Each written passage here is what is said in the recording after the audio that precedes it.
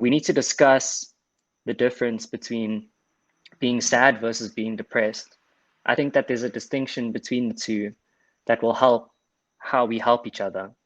I'm not a professional, but I think that being sad is an emotion as opposed to being depressed, and which is an actual state of mind. You come up, I can't make a move. I go fast, I don't know the truth. Real life strikes one, two, and you out. Was that life was easier? Knew that you would need me. I do believe there's a difference between being sad and depressed. I'm also not a clinical psychologist, so just take that with a grain of salt. And sadness is an essential part of life. Pressure and stress are all essential parts of life, in my opinion. And the way that I view it is like, if everything is happy, then what is happiness?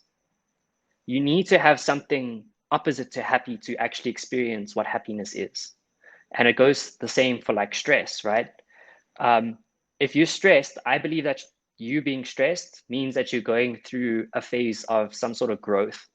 And that pressure that's being put on you is putting you in a place where you kind of need to you need to look at yourself and kind of identify what is the lesson that I can take away from being in this situation, because there was obviously something that put you in that space, that can, and it's, you put in that space for a reason. There's a reason why you're in that space.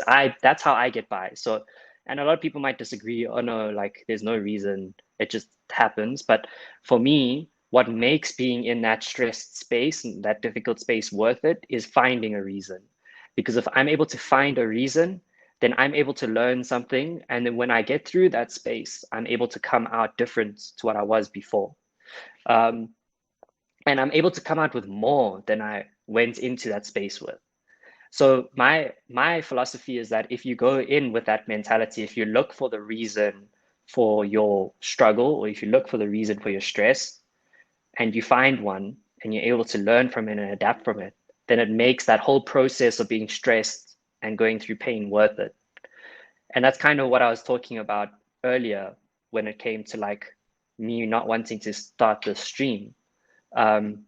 I didn't have the courage, or I didn't feel like I had the courage, or if I had what it took to get through the stream. But by doing it, I've put myself in a situation where we're actually talking about these things. We are making an impact, and we are discussing these things that don't often get spoken about.